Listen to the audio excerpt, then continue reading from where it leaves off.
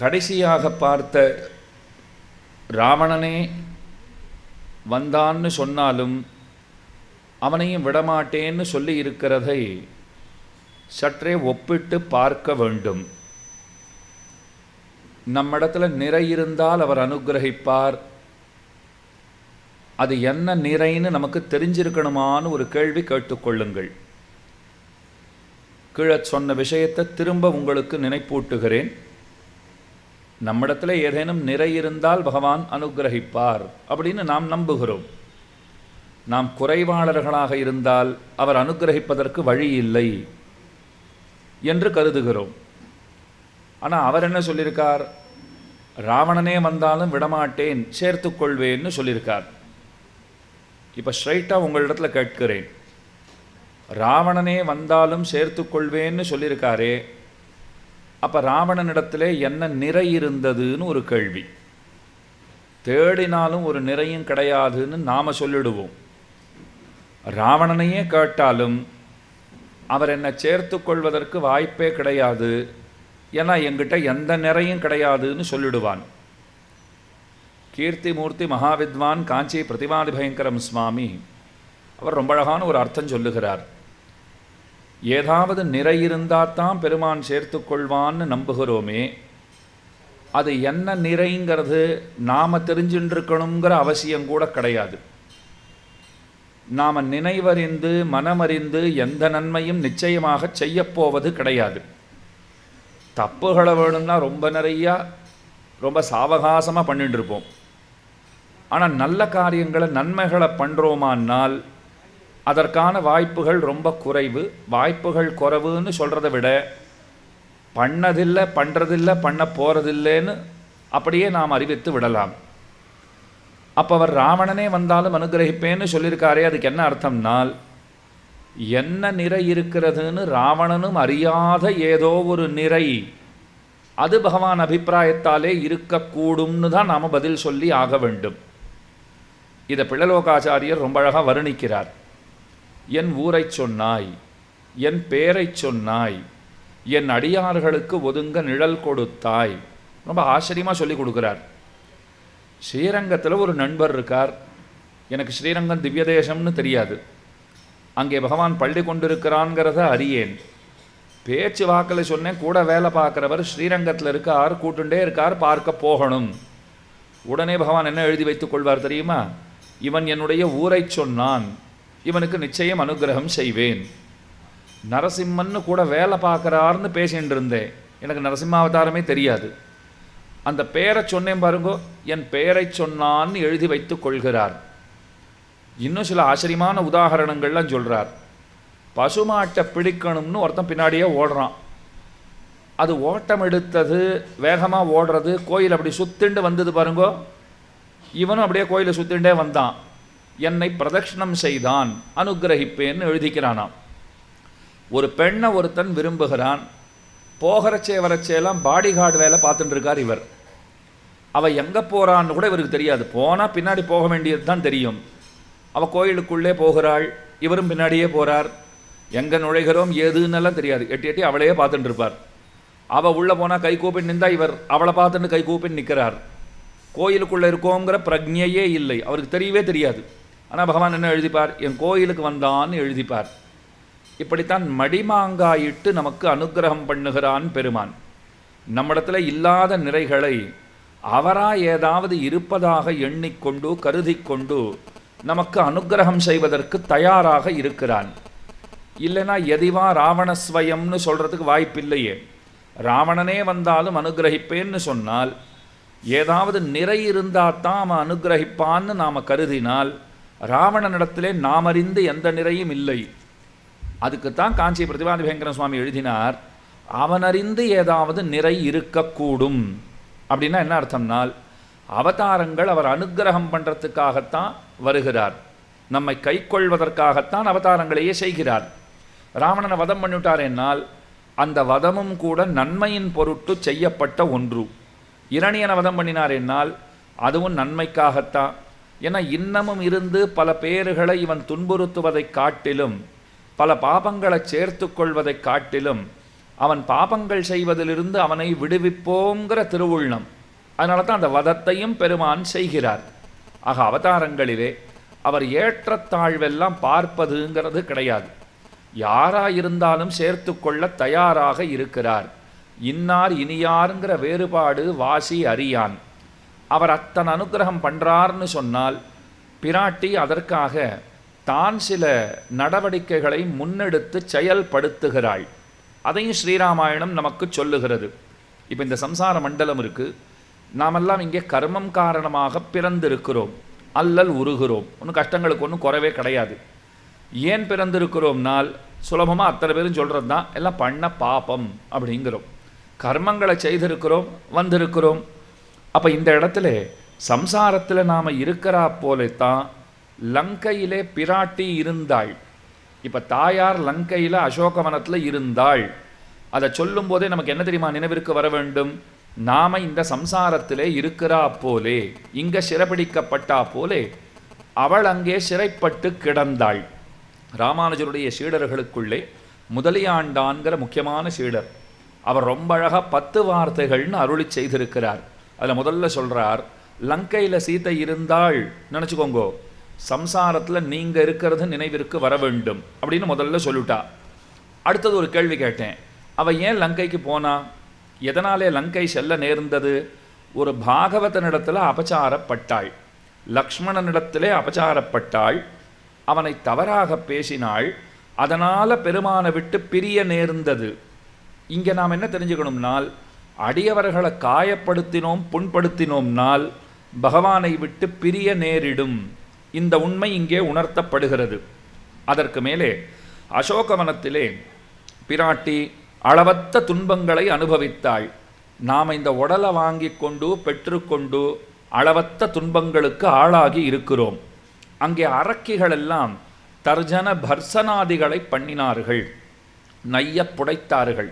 தலைமுடியை பிடிச்சி இழுப்பா, கால்களை பிடிச்சி இழுக்கிறா, 2 கைகளை ஒரு புறம் ஒருத்தி இழுத்து கொண்டு 2 கால்களை அந்த பக்கம் பிடித்து கொண்டு ஏதோ ஊஞ்சலாடுவதைப் போல இப்படியும் அப்படியுமாக வேக வேகமாக அசைத்து ராவணனுடைய ஆசைக்கு இணங்கு அப்படின்னு பலவாறாக அரக்கிகள் நிர்பந்தித்தார்கள். அரக்கிகளால் துன்புறுத்தப்பட்டாள் பிராட்டி. நமக்கு என்ன ஞாபகத்துக்கு வரணும்னால், இந்த உலகியல் உறவுகளாலே நாம் துன்பப்படுகிறோம். உங்களுக்கே பல உறவினர்லாம் ஞாபகம் வந்துருவா. ரொம்ப சரியாக சொன்னீர் சுவாமி, சீதா பிராட்டி அரக்கிகளால் பட்ட அந்த சிரமங்கள்லாம் ஒன்றுமே கிடையாது. எனக்குன்னு வந்து வாச்சிருக்காளே எங்கள் உறவுக்காரா அப்படின்னு சொல்லிவிடுவோம். அது தாயார், தந்தை, கணவன், மனைவி, பிள்ளைகள் யாரா வேணும்னா இருக்கலாம். இந்த உறவுகளால் நாம் பீடிக்கப்பட்டிருக்கிறோம். கொண்ட பெண்டிரு மக்களுத்தார் சுத்தத்தவர் பிறரும் கண்டதோடு பட்டதல்லால் காதல் மத்து யாதுமில்லை என்ன ஆழ்வார் பாடினார். அதனால் ஆபாச பந்துக்கள்னு சொல்லுவா.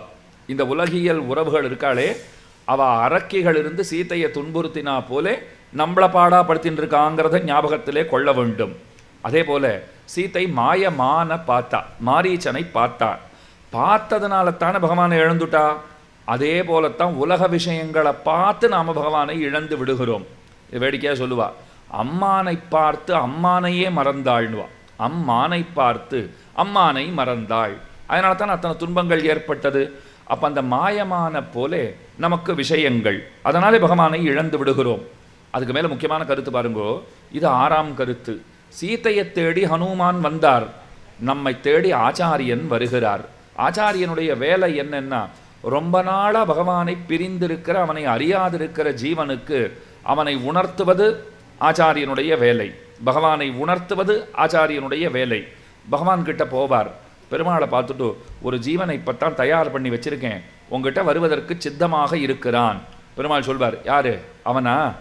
அவன்லாம் வந்து என்ன பண்ண போகிறான், இப்போ எத்தனை பாப்பங்களை பண்ணி வச்சிருக்கான் தெரியுமா அப்படின்னு சொன்னார்னா, இதோ பாரு இன்னைக்கு கை கூப்புறேன்னு சம்மதிச்சிருக்கான், இது நாள் வரை கை கூப்பினவன் அல்லன், இன்னைக்கு நீ விட்டுட்டாயாகில் நாளிலேருந்து கை கூப்ப மாட்டான், அப்புறம் நீ தான் அன்னைக்கே வந்தான் கை கூப்பினா அனுகிரகம் பண்ணியிருக்கலாம் அப்படிங்கிற எண்ணம் உனக்கு ஏற்படும். ஆள வந்தார் ஸ்தோத்திர ரத்னத்தில் சொல்கிறார், இதோ பாருப்பா உன்னை விட்டா காப்பாத்துன்னு சொல்கிறதுக்கு ஆள் இல்லை எனக்கு, இது உனக்கு நன்னா தெரிஞ்சிருக்கும். உனக்கு தெரியாத இன்னொரு விஷயத்தை சொல்கிறேன், என்னை காப்பாத்துன்னு சொல்கிறதுக்கு என்னை விட்டால் ஆள் கிடையாது, ஞாபகம் வச்சுக்கோன்னார்.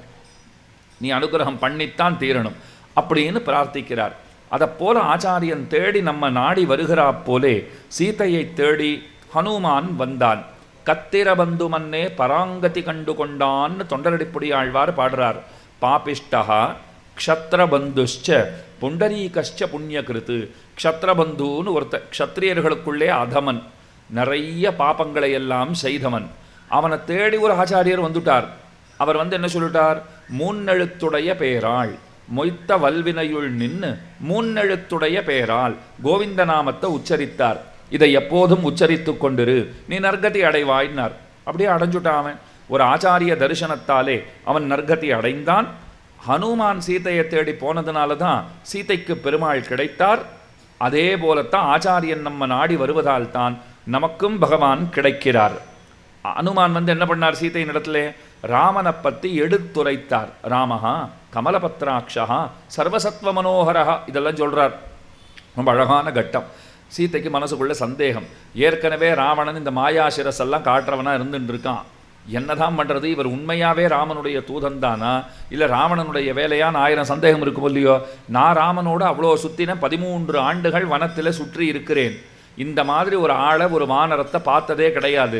திடீர்னு நான் ராமனுடைய தூதன், நான் ராமனுடைய சேவகன்னு சொல்லிக் கொள்கிறான். இதை நம்பலாமா வேண்டாமான்னு சந்தேகம். சீதை மெதுவாக கேட்டா, நீ ராமனை தெரிஞ்சுட்டு இருக்கேன்னா ராமனை பற்றி சொல்லேன் அப்படின்னா. அவர் சொன்னார், ராமஹா கமலபத்ராட்சா, அவன் செந்தாமரை கண்ணன். சீதை சொன்னா, சரியாத்தான் சொல்லியிருக்கேன், செந்தாமரை கண்ணன் தான் பெருமான்.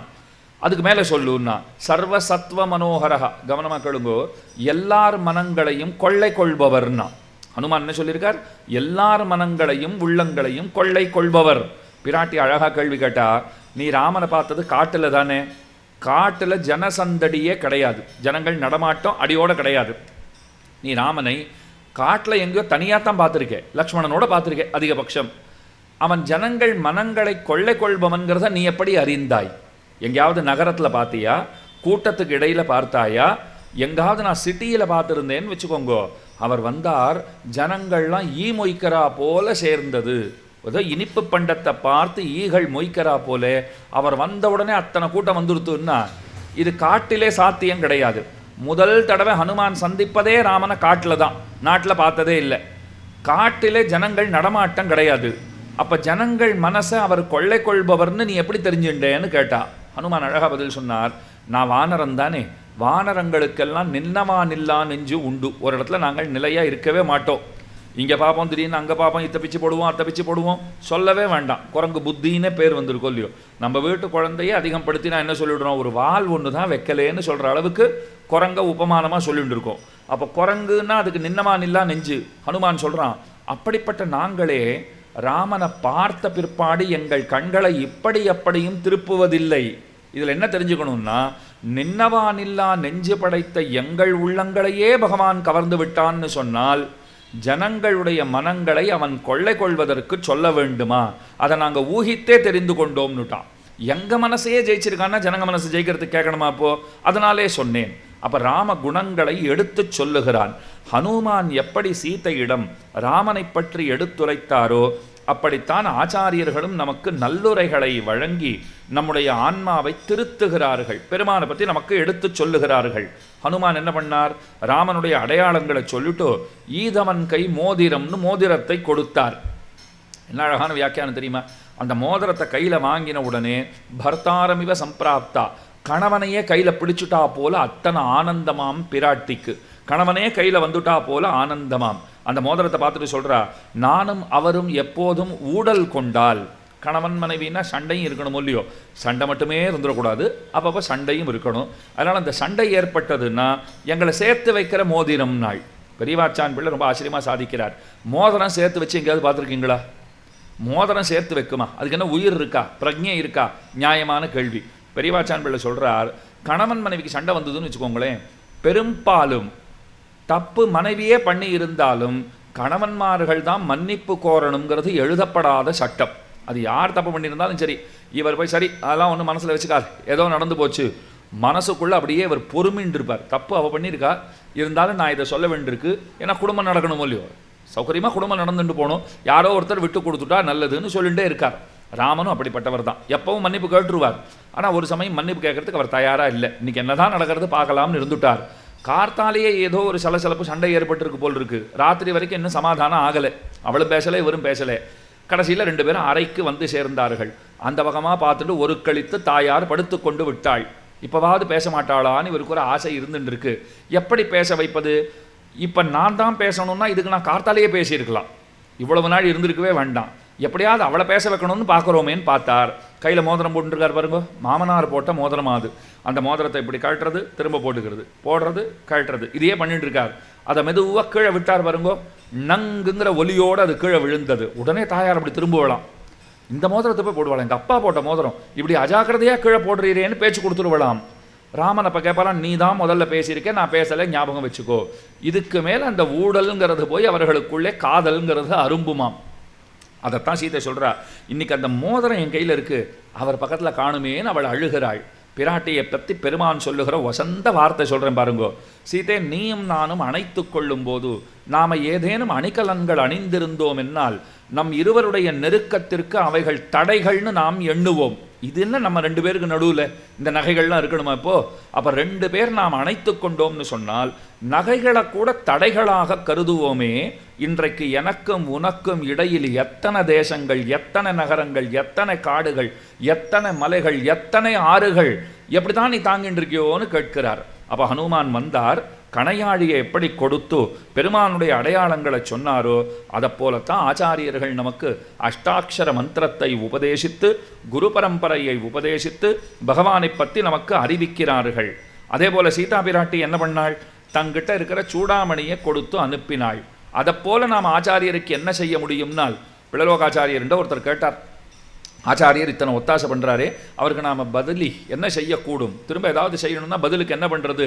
அவர் சொன்னார், பதிலுக்கா ஒரு பகவான் தானே உண்டு, பரமாத்மா ஒருத்தர் தானே. அவர் 2 ஆனார்னு சொன்னால், உலகங்கள் மேலுலகம் கீழுலகம்னு 2 இருக்கா, இது 4 ஆச்சுன்னு சொன்னால் அப்போ பார்க்கலாம் ஏதாவது பண்ண முடியுமான்னு. அது நடக்க போகிறதில்லை. பகவான் பரமாத்மா ஒருத்தர் தான் இருக்க போகிறார். எப்போதும் 2ஆவதாக இன்னொரு பரமாத்மா வரப்போவது கிடையாது. அப்போ ஒரே பரமாத்மா. உலகங்கள் நித்திய விபூதி லீலா விபூத்தின்னு 2 சொல்லுகிறோம். இதை தாண்டி இது 4 ஆச்சுன்னா பகவான் 2 ஆனார்னா ஒருவேளை ஏதாவது நாம் பதிலுக்கு செய்ய முடியுங்கிறார். அப்போ என்ன அர்த்தம்? ஏதும் செய்ய முடியாதுங்கிறது பொருள். அந்த அனுக்கிரகத்தை ஆச்சாரியன் நம்மிடத்தில் செய்கிறான். அப்போ சூடாமணியை கொடுத்தார் போலே நாம் நம்முடைய நன்றியையும் அஞ்சலியையும் ஆச்சாரியன் திறத்திலே எப்போதும் கொடுத்து கொண்டிருக்க வேண்டும். கடைசி வார்த்தை பாருங்க, திரிஜட்டை விபீஷணனுடைய குடும்பம் இவாள்லாம் சீதைக்கு அந்த சிறையிலே துணையாக இருந்தார் போலே சம்சாரமாகிற சிறையிலே நமக்கும் அடியவர்கள் துணை இருக்கிறார்கள். அவர்களோடத்தான் எப்போதும் நாம் இருந்து கொண்டிருக்க வேண்டும். சத்சங்கத்தை விடுறதுங்கிறது கூடவே கூடாது. எப்போதும் சத்சங்கம்ங்கிறது வேணும். துஸ்சங்கத்தை அடியோடு விட்டு விட வேண்டும். அதனால் சீதா பிராட்டிக்கு திரிஜடை முதலானோர் இருந்தார் போலே நமக்கு பாகவதர்கள் அப்படின்னு முதலியாண்டான் காட்டுகிறார். ஆக பிராட்டி லங்கையிலே அல்லலுறுகின்றாள். பெரிய போர் நடந்து கொண்டிருக்கிறது. அந்த போரிலே இந்திரஜித்து மாண்டான்கிறத நேற்றைய தினம் பார்த்தோம். அவன்தான் இரக்கமற்றவன். அவனை உறக்கமற்றவன் முடித்தான்னு பார்த்தோம். அதுவும் இந்திரஜித்துங்கிறவர் மாயப்போர் புரிவதிலே வல்லவனவன். கண்ணில் படாமல் போர் புரிதல்ங்கிறதிலே ரொம்ப சாமர்த்தியம் பெற்றவன், நைபுண்ணியம் பெற்றவன். இருந்தாலும் லக்ஷ்மணனாலே அவன் முடிக்கப்பட்டான். முடிஞ்சு போச்சா? ராவணனை பார்த்துட்டு இன்று போய் நாளை வான்னு பெருமாள் சொன்னார். நேற்றுக்கே காரணம் விண்ணப்பித்தேன். எதனால் எப்படி சொன்னார்னா, சரி நாளைக்காவது கையை கூப்பிண்டு வருவானா அப்படிங்கிற ஒரு எதிர்பார்ப்பு, அந்த நம்பிக்கை இருந்தது. ஆனால் அடுத்த நாள் என்னன்னா ஜோராக தன்னை தயார் பண்ணிட்டு வந்துட்டான். சண்டை போட வேண்டியது தாங்கிற தீர்மானத்தோடே அப்படியே அவன் வந்தவுடனே பெருமாள் நினச்சிட்டாரான், நான் சீதையோடு வருவான் தான் நினச்சிட்டு இருந்தேன், ஆனால் இன்னமும் விடாப்பிடியாக போர் புரிய வேண்டுங்கிற எண்ணத்தோடே வந்திருக்கிறானே என்று பெருமான் அவனை கண்டு அதிசயித்தான், ஆச்சரியப்பட்டான். அதில் பாருங்க, ஸ்ரீராமாயணத்திலே யுத்த காண்டத்திலே 109வது சர்க்கம்.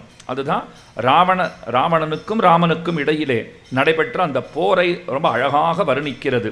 எப்படி சொல்லுகிறதுனால், 2 பக்கத்து படை வீரர்கள் கைகளிலும் பல வகையான படைக்கலங்கள் இருந்தன. படைக்கலங்கள்லாம் இருக்குது, சண்டை போடணுங்கிற வெறியும் இருக்குது. ஆனால் அவள்லாம் என்ன பண்ணிவிட்டா, 2 பக்கத்தில் இருக்கிறவாளும் ராமனும் ராவணனும் போடுற சண்டையை பார்த்துட்டு அவர்கள் அப்படியே பிரமிச்சு போய் நின்றுட்டாளாம்.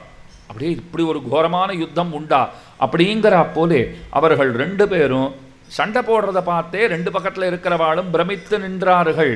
அதுக்கு மேலே பாருங்க, அம்புகளால் ராமனை பலவாறாக ராவணனும் துன்புறுத்தினான். ஏன்னா சமமான யுத்தமாக இருக்கணும் இல்லையோ, அவரும் வீரன் தானே. இன்னொன்றும் சமமான வீரனாக அவனை ஆக்கி வச்சிருக்கிறதும் பெருமாள் தான். இப்போ வாலி விஷயத்தில் கூட நீங்கள் பாருங்க, இன்றைக்கி பட்டிமன்ற பேச்சாளர்கள்லாம் கேள்வி கேட்டுட்டே இருப்பா, என்ன இருந்தாலும் மறைந்திருந்து அடித்தது தப்பு. இதில் வேடிக்கை என்னென்னா, வாலி ஒத்துனுட்டான், அவன் போர்ச்சே சொல்லிட்டு போயிட்டான், நீ பண்ணதான் சரின்னு கையை காண்பிச்சுட்டு போயிட்டான் அவன்.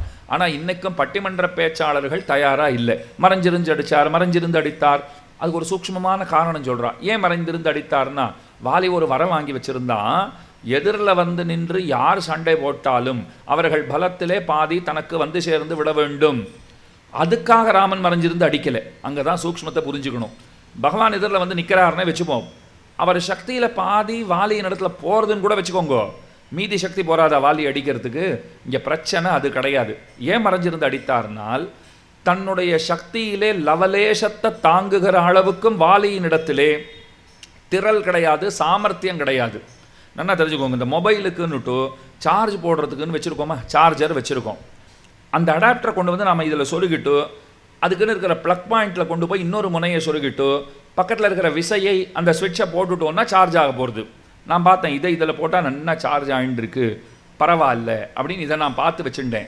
ஒரு பெரிய சாதனம், இன்னும் ஏதோ ஒரு சாதனம், எலக்ட்ரிக் சாதனம் ஒன்று வச்சுருக்கேன்னு வச்சுக்கோங்க, லேப்டாப்பே வச்சுருக்கேன்னு வச்சுக்கோங்க, அதில் எங்கோ ஒரு இடத்துல அதில் ஒரு சி டைப்பு ஒரு இடம் கொடுத்துருந்தான்னு வச்சுக்கோங்களேன், அதில் ஒரு பக்கத்தை சொருகினேன், அடாப்டரை கொண்டு போய் சொருகினேன்னு சொன்னால் அது அதற்காக தரப்பட்டதன்று. நீங்கள் ஏதாவது தரவுகளெல்லாம் கொஞ்சம் இந்த பக்கத்துலேருந்து அந்த பக்கம் மடை மாற்றணும், அங்கேருந்து இங்கே பதிவிறக்கம் செய்து கொள்ளணும்னா அதுக்குன்னு அந்த பாயிண்ட்டு அந்த பின்னு உங்களுக்கு கொடுத்துருப்பா. அத்தனை பெரிய லேப்டாப்பை கொண்டு போயிட்டு நான் இந்த அடாப்டரை வச்சு சொருகினேன்னு வச்சுக்கோங்க, அது ஏதோ டப்பு டப்புன்னு சத்தம் கேட்க போகிறது, மொத்தமாக போட போகிறது, அவ்வளவுதான் நடக்க போகிறது. ஏன்னா ஒன்னொன்றுத்துக்குன்னு ஒரு கெப்பாசிட்டின்னு ஒன்று இருக்கும் இல்லையோ, அந்தந்த கெப்பாசிட்டிக்கு தான் அத்தத்தை உபயோகப்படுத்த வேண்டும். பகவான் பார்த்தார், வாலி எதிரில் பரமாத்மா போய் நின்றார்னு சொன்னால் அவர் சக்தியில் ஒரு துளியை தாங்கிக்கிற அளவுக்கு கூட வாலியின் இடத்துல சக்தி திறமை கிடையாது, சாமர்த்தியம் கிடையாது. உடல் மட்டும் அழியாது, அழியாததான ஆன்மாவிற்கே அது பேராபத்தாக கூட முடியக்கூடும். பகவான் பார்த்தார், என் லட்சியம் அவன் உடலை துணிப்பதாகத்தான் இருக்கிறது, அவன் உள்ளத்தையோ உயிரையோ பறிக்கணும், ஆன்மாவையோ அழிக்கணும்னு நான் நினச்சிட்டு இருக்கேனா, என்னை தப்பாக பேசினா பேசிட்டு போகிறான்னு பின்னாடி நின்று கொண்டு விட்டார். வேதாந்த தேசிகன் நமக்கு ரொம்ப அழகாக சொல்கிறார், நம்மளை யாராவது தப்பாக பேசினா கவலையே படக்கூடாதுங்கிறார். நாம் தப்பாக பேசலைன்னா கூட கவலைப்பட்டுருப்போம், தப்பாக பேசினா இன்னும் கேட்கவே வேண்டாம். தப்பாக பேசிட்டான்னு பேசுகிறோம் இல்லையோ. அவர் சொன்னால் ராமனையே உலகம் தப்பாக பேசுறது, உன்னை விட போகிறதான்னு கேட்குறார். 14,000 அரக்கர்களோட சண்டை போடுறச்சே, கரதூஷணாதிகளோட சண்டை போடுறச்சே ஒரு 2 அடி பின்ன வந்தாராம். பின்ன வந்தது இன்னும் வேகமாக முன்னோக்கி சென்று அவர்களை அடிக்கணுங்கிறதுக்காக. இந்த 2 அடி பின்ன வந்தார் பாருங்கோ, அவதியா பயந்துட்டான், அதான் பின்னாடி போயிட்டான்னு உலகம் பேசுறதான். அவர் பயந்துட்டாரா, 14,000 பேரை முடிச்சிருக்காரு, அதை பற்றி யாரும் பேசவே மாட்டா. அதனால் உலகம் தப்பாத்தான் பேசும், கவலைப்படாது என்றார். அப்போ எப்படி வாலியோடு சண்டை நடந்த போது அனாயாசமாக பின்னாடியிலிருந்து அடிச்சுட்டார், இங்கே ராவணனோட சண்டை போடும்போது அவன் அடித்த அம்புகள் அனைத்தும் ஒரு தடாகத்தை, அங்கே இருக்கிற ஒரு தாமரை மலரோ தண்டுகளோ இதெல்லாம் சேர்ந்து நிரப்பி வச்சிருக்கா போலே ராவணனுடைய பாணங்கள் அப்படியே அந்த தடாகத்தை, ராமனாகிற தடாகம் வாசத்தடம் போல் வருவானே, தயரதன் பெத்த மரகத மணித்தடம்னே பாசுறோம். பகவான் எப்படி அனுபவிக்கிற பாருங்க, ஒரு ஜலாசயத்தை போல இருக்கார், நீர்நிலையை போல இருக்கார் பகவான். அதனால தான் ஆண்டாள் கூப்பிட்டா, நீராட போதுவீர் போதுமினோன்னு கூப்பிட்டா. குளிக்க வாங்குவோம்லாம் அவள் கூப்பிடல, எல்லாம் வாங்குவோம், பகவானாகிற தடாகத்திலே ஆழ அமிழ்ந்திருப்போம். கண்களை பார்த்து நாம் அதைத்தான் சொல்லணுமா, கண்ணே முன்ன இருக்கிற தடாகத்தை நன்னா பருகு. பெருமாள் சன்னதிக்கு போயாச்சு, அவரை பார்த்துட்டே இருந்தால் கண்ணை பார்த்து என்ன சொல்லணும், நீ இந்த தடாகத்தை முற்றூட்டாக பருகிவிடு, முழுவதுமாக பருகிவிடு அப்படின்னு தான் சொல்ல வேண்டுமா. அப்போ ராமன் ஒரு தடாகத்தை போல இருக்கார், மொத்தமாக அம்புகளால் அந்த தடாகத்தை நிறைச்சார் போல நன்றாக அடிக்கிறான். ஆனால் பெருமான் கலங்கவே இல்லைங்கிறார். ரொம்ப ஆச்சரியமான யுத்தத்தை ராவணனோடே செய்தவனான பெருமான் எல்லா இடங்களிலும் சுற்றி சுற்றி பலரையும் அடித்து கொண்டு ராவணனோட சண்டை போட்டுருக்கான். இதை ஸ்ரீராமாயணம் அழகாக வர்ணிக்கும். பல வீரர்களோடு பெருமான் சண்டை போடுறாரு இல்லையோ, ராத்திரி அவாவா முகாமுக்கு போயிடுவா, அங்கங்கே போய் களிம்பெல்லாம் பூசிட்டு எங்கெங்கே அடிபட்டிருக்கோம் அந்த காயத்தை எல்லாம் ஆற்றிக்கொண்டு கொஞ்சம் ரெஸ்ட் எடுத்துட்டு அடுத்த நாள் வரணும் இல்லையோ. அப்போ ஒரு ராவணனுடைய வீரன், அந்த சைன்யத்தை சேர்ந்தவன் ஒருத்தன் சொன்னானா, இன்னைக்கு என்ன கோரமான யுத்தம் தெரியுமா, என் ஒருத்தனோடையே காத்தாலேருந்து சாயங்காலம் வரைக்கும் ராமன் சண்டை போட்டு இருந்தான், நான் ஒருத்தனே அவனை சமாளிச்சுட்டு இருந்தேன்னு ஒருத்தன் சொன்னான். உடனே இன்னொரு வீரன் பாஞ்சுண்டு வந்தான், ஒரு ராட்சசன் ஓடி வந்தான், இப்படி அப்பட்டமாக போய் சொல்கிறியே, இந்த வச்சனத்தை இந்த டயலாக நான் சொல்கிறதா இருந்தேன், நீ அவசரப்பட்டுட்ட. இன்னைக்கு கார்த்தாலிருந்து இப்போ நாம் யுத்தம் முடிச்சு வர வரைக்கும் என் கூடத்தான் ராமன் சண்டை போட்டு இருந்தான், நான் தனியாளாக சமாளிச்சுட்டு இருந்தேன். அப்போ இன்னும் 100 பேர் இதே வார்த்தையை சொல்லி கொண்டு வந்தா, இந்த பக்கத்துல இருந்து 1000 பேர் வந்தா. கடைசியில் தான் அவள் அத்தனை பேருக்கு ஒரு உண்மை புரிஞ்சிருக்கு, அவன் ஒரு ஆள் நம்ம அத்தனை பேரையும் சமாளிச்சுட்டு இருந்திருக்கான். இவள்லாம் என்ன பேசிட்டு இருந்தா, நான் ஒருத்தனும் ராமனை சமாளிச்சுட்டு இருந்தேன்னு பேசிட்டு இருந்தா. அப்படி சுற்றி சுழன்று சூறாவளியை போல அத்தனை பேரோடையும் சண்டை போட்டவரான பெருமான் இப்போ ராவணனோடு அவர் சண்டை போட்டு இருக்கார். என்ன நடக்க போகிறதோன்னு அத்தனை பேரும் பார்த்து கொண்டிருக்கிற அந்த வேளையில்தான் பெருமான் தெரிந்து கொண்டான், இதற்கு மேலும் இவனை விட்டு வைப்பதுங்கிறது இருக்கே, அது உத்தமமான காரியமாக இராது, அவனுடைய முடிவு வேளை நெருங்கிவிட்டது என்று அறிந்தவனாய் அவனை முடிப்பதாக திருவுள்ளம் கொண்டு கோரமான யுத்தத்தை அவனிடத்திலே செய்தான். தான் கையிலே பிடித்து கொண்டிருக்கக்கூடிய கோதண்ட பாணின்னு பகவானை கொண்டாடுகிறோம். அதில் நின்னும் பெருமான் அம்பு மழையாக பொழிந்தான், தலைகள் அனைத்தையும் துணித்தான். ஓரோர் தலையாக ராவணனுடைய தலைங்கிறது வெட்டப்பட்டது. மொத்த பேரையும் முடிச்சுட்டான். பெருமாளை போது நினைத்து கொண்டான். பல நிந்தன வார்த்தைகளை கூட முதல்ல ராவணனை பார்த்து சொல்கிறான். ராமன் சொல்கிறான், இப்போது என்னுடைய ஆண்மையை நீ பார்ப்பாய், நான் இல்லாத நேரத்திலே வந்து என்னுடைய மனைவியை அபகரித்து கொண்டு போனவன் தானே நீ, உன்னுடைய வீரம் எப்பேற்பட்டதுன்னு அப்போதே புரிந்து கொண்டு விட்டேன், உன்னை போன்ற ஒரு கோழையை நான் பார்த்ததே கிடையாது என்று பலவாறாக நிந்தித்து விட்டு அதற்கு மேலே ராவணனுடைய 10 தலைகளையும் பகவான் துணித்தான். ராமன்னா ராவணன் 10 தலையை துணிச்சது ஞாபகம் வச்சுக்கோங்க. கண்ணன்னு சொன்னால் 1000 தோள்களை துணித்தான் பெருமான். பாணாசுரனுடைய 1000 தோள்கள் 4 மட்டும் விட்டுட்டார். 996 தோள்கள் கண்ணனாலே துணிக்கப்பட்டன. அது பாணாசுர யுத்தத்திலே. இந்த இடத்துல 10 தலைகளையும் பெருமான் துணித்தான்கிறது சரித்திரம்.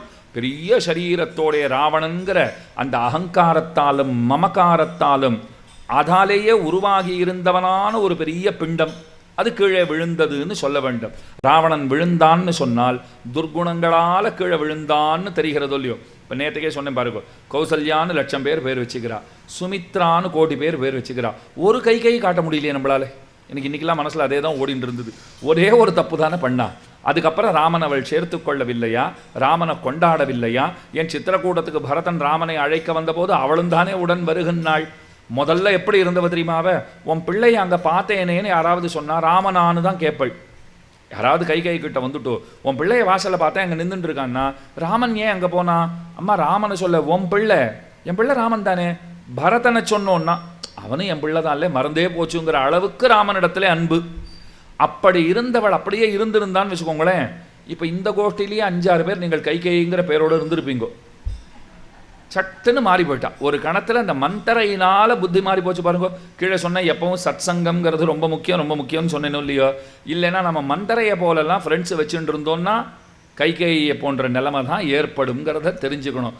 கைகேயி நடுவில் கொஞ்சம் கெட்டு போனவளுக்கே அந்த கத்தின்னு சொன்னால் ஆரம்பத்துலேருந்து எத்தனை ஜென்மமாக நாம் கெட்டவாளோ நமக்கே தெரியாது.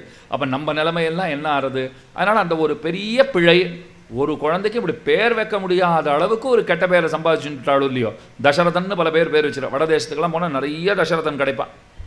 அந்த பேரில் தசரதன்னு பேரை சொல்லுவா. அதே போல் கௌசல்யா சுமித்ராலாம் கேட்கவே வேண்டாம், கைகைக்கு போச்சு, அந்த அதிர்ஷ்டம் இல்லாத போச்சு இல்லையோ. அதை போல ராவணனும் கூட எத்தனை நன்மைகளை அவன் சம்பாதித்திருந்தாலும், கம்பர் ரொம்ப அழகாக பாடுவார், அவன் எவ்வளவு சிறந்தவன் தெரியுமா? நாரதற்கு ஏற்ப நயம்பட உரைத்த நாவும். நாரதர் எங்கே போனாலும் ரொம்ப கெட்டிக்காரத்தனமாக பேசுகிறவர், கண்ணனாலே கீதையிலே கொண்டாடப்பட்டவர், அப்பேற்பட்ட ஏத்தம் இருக்கிறவர். அவர் பேச போகிறாருன்னா நன்னா படிச்சுட்டு புஸ்தகம்லாம் பார்த்துட்டு தான் ராவணன் கிட்ட போவார். ஏன்னா எப்படியும் மடக்கிடுவான்னு அவருக்கு பயம் இருக்கும். அவனும் மெத்த படித்தவனாக இருக்கிறான், ஜாகிரதையாகத்தான் பேசணும் அப்படின்னு எண்ணமாம். அதனால அதே போல் அவனுடைய வாரணம் பொழுத மார்பு எப்படி இருக்குங்கிறத விவரிக்கிற பாருங்கோ. ஒரு சமயம் அவன் திக்கஜங்களை எல்லாம் அழைச்சான். இந்த பூமியை 4புறமும் சூழ்ந்து கொண்டு காக்கின்றவர்களான திக்கஜங்கள், பெருப்பெருத்த யானைகள், எத்தனை பெருசுலாம் நம்மளால் வர்ணிக்கவே முடியாது. ராவணன் நடுவில் வந்து நின்றுட்டான். பெருப்பெருத்த தந்தங்களோட கூடி இருக்கிற அந்த யானைகள் எல்லாம் பார்த்துட்டு, நீங்கள் 4 பக்கத்துலேருந்து வந்து என் பேரில் சண்டை போடுங்கோ, அட்டாக் பண்ணுங்கோன்னு சொல்லிட்டான். அந்த யானைகள்லாம் பார்த்தனே, நாங்கள் வந்து முட்டி மோதினா உன் நிலைமை என்ன ஆகும் தெரியுமா அப்படின்னு தான். நான் தானே மோத சொல்கிறேன், மோதின அப்புறம் உங்கள் நிலைமை என்ன ஆறுதுன்னு பாருங்கோ அப்படின்னு ராவணன் சொல்லி இருக்கிறான். ஒரு இடத்துல இடுப்பில் கையை வைத்துக்கொண்டு நின்று விட்டான், கைகளை வைத்துக்கொண்டு நின்றான். எல்லா பக்கத்திலிருந்தும் ஓடி வந்து அந்த யானைகள் இவனிடத்திலே சண்டை போட வந்தன. அத்தனை வேகமாக ஓடி வந்து பக்கத்தில் வந்து அப்படி சற்றே ஜம்ப் பண்ணிவிட்டு அப்படி எம்பருதோ இல்லையோ, அப்போ நேரம் அந்த தந்தங்களை கொண்டு போய் அவன் உடலிலே பலவிடங்களிலே சென்று புகுத்தின. அவன் உடம்பை தொலைச்சுண்டு தந்தங்கள் எல்லா பக்கத்துலையும் வந்துடுத்தான். அவன் அசையாமல் நிற்கிறான். யானையெல்லாம் பின்னங்கால்களை இப்படி ஆட்டிக்கொண்டு கீழையும் இல்லாமல் மேலையும் இல்லாமல் இந்த தந்தங்கள் உள்ள சொருகின்னு இருக்கிறதுனால கீழே இறங்க முடியாமல் அல்லலுற்றன. எங்களை விட்டுடு, எப்படியாவது காப்பாற்றி கொடுன்னு கேட்குறதான். உடனே கையை தட்டினான் ராவணன். பெருத்த கூர் நுதி ரம்பங்கள்லாம் எடுத்துட்டு அத்தனை பேரும் வந்திருக்கா. அப்படியே வெட்டுங்கோ, எத்தனை தூரம் வெட்ட முடியுமோ அத்தனை தூரம் வெட்டி இந்த தண்டங்கள் எல்லாம் வெட்டுட்டீங்களானால் அந்த யானைகளுக்கு விடுதலை கிடைக்கும் அப்படின்னு சொல்லிட்டான். அதை எப்படி வெட்டணும்னு அவள் கேட்டாலாம். உங்களுக்குள்ளேயே நிறையா போயிருக்கே சுவாமி, உள்ளுக்குள்ளே நிறையா பதிஞ்சிருக்கே, அதெல்லாம் என்ன பண்ணுறதுன்னா அப்படியே விட்டுடுங்கோன்னு நானா. என்னை பார்க்குறவெல்லாம் தெரிஞ்சுக்கணும் இல்லையோ, அதனால் அவன் உடம்பை பார்த்தாலே ஆங்காங்கே அந்த தந்தங்கள் உள்ளே புகுந்து அது உள்ளுக்குள்ளே இருக்குங்கிறது வெளியில் தெரிகிறா போல அதை நன்னா அழகாக அதுக்கு ஏற்றா போல வெட்டி எடுத்துட்டான். அந்த அளவுக்கு எத்தனை உடம்போட பொருத்தி அதை இப்போ இந்த ரூட் கேனல்னு பண்ணிட்டவாளுக்கு நல்லா தெரியும், சொல்லவே வேண்டாம். அது போனோன்னா அது என்னமோ நம்ம வாய் உள்ளனமோ தேடுவா ரொம்ப நாளை தேடிகிட்டே இருப்பாள். நான் கூட எதனா கிடச்சிதான்னு கேட்பேன்னாரு. அவர் அத்தனை தேடிட்டுவோம், திரும்பி கொஞ்சம் இப்படி பல்ல அப்படி பண்ணுங்கோ அப்படின்னு வேறு ஏதாவது தடுக்கிறா போல் உங்களுக்கு தெரியறதா அப்படின்னு கேட்பார். ஆமாம் தெரியறது அப்படின்னு சொல்லிட்டோன்னா அதுக்கப்புறம் திரும்ப அப்படி பண்ணுங்க, என்னமோ ட்ருன்னு ஒரு சத்தம் கேட்கும். அது அந்த ட்ரில்லிங் ஒர்க்கெல்லாம் முடிஞ்சுதுன்னு சொன்னால் இப்போ திரும்ப அப்படி பண்ணுங்கன்னா முன்ன அளவுக்கு இல்லை, இருந்தாலும் கொஞ்சம் அப்படி பண்ணால் என்னமோ தடுக்கிறா போல் இருக்குது அப்படின்னா திரும்பவும் ஏதோ அவர் தேடுவார். தேடி அதெல்லாம் வெளில தள்ளிவிட்டாருன்னு சொன்னால் இப்போ பண்ணுங்கன்னா கொஞ்சம் ஒரு மாதிரி தான் இருக்குது. அப்போ அதுக்கு மேலே அவர் சொல்லுவார் 2 நாள் அப்படி தான் இருக்கும், அப்புறம் அது உங்களுக்கு பழகிடும், இப்போ அப்படி தான் தெரியும், அப்புறம் சரியாயிடுன்ற. அப்போ அதுக்கு ஏற்றா போல் அந்த ஃபில்லிங் ஒர்க்கெல்லாம் முடிக்கிறவளோ இல்லையோ அதை போல் அந்த ஃபில்லிங் ஒர்க்கை பார்த்து பண்ணிவிடுங்கோன்னு ராவணன் சொல்லியிருக்கான். நன்னா வெட்டி எடுத்தாச்சு. வாரணம் பொருத மார்பும் வரையினை எடுத்த தோளும், இந்த தோள்னால கைலாய பர்வதத்தையே அவன் அசைத்திருக்கிறான்னு சொன்னால் எத்தனை பெரிய ஆசாமி. அதே போல் கையில் சந்திரஹாசங்கிற பெரிய வாழை வச்சுட்டு இருக்கான். இதை கம்பர் எப்போ வர்ணிக்கிறார் தெரியுமா? இன்று போய் நாளை வான்னு சொன்னான்னு சொல்லி ராமன், இன்றைக்கி போயிட்டு நாளைக்கு வான்னா இவன் என்ன சொல்லணும்? நீ யாரா என்ன இன்றைக்கி போயிட்டு நாளைக்கு வான்னு சொல்கிறது? இப்போவே தயாராக இருக்கேன்னு சொல்லணும் இல்லையோ.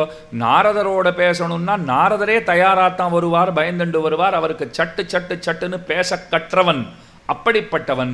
இன்று ராமன் இன்று போய் நாளை வான்னு சொன்ன போது ஒரு வார்த்தை கூட சொல்ல முடியல. வீரமும் களத்தே போட்டு வெறுங்கையே மீண்டு போனான்னார். அந்த சந்திரஹாசங்கிற வாளையும் போட்டான். நாரதற்கேற்ப நயம்பட உரைத்த நான் இன்னைக்கு பேச மாட்டேங்கிறது, நான் எழமாட்டேன் என்கிறது, அதெல்லாம் இல்லை, இப்பயே பார்த்துடலான்னு சொல்றதுக்கு தைரியம் இல்லை. வாரணம் பொருத மார்பு வரையினை எடுத்த தோள் எல்லாம் பிரயோஜனம் இல்லாத போயிடுத்து அப்படின்னு ரொம்ப அழகாக வர்ணிப்பார். அப்போ இத்தனை பெரிய வீரன், வாரணம் பொருத மார்பை உடையவன் ராமனாலே கீழே வீழ்த்தப்பட்டான். அவனுடைய அகங்கார மமகாரங்களினாலே கீழே வீழ்ந்தான்னு சொல்ல வேண்டும்.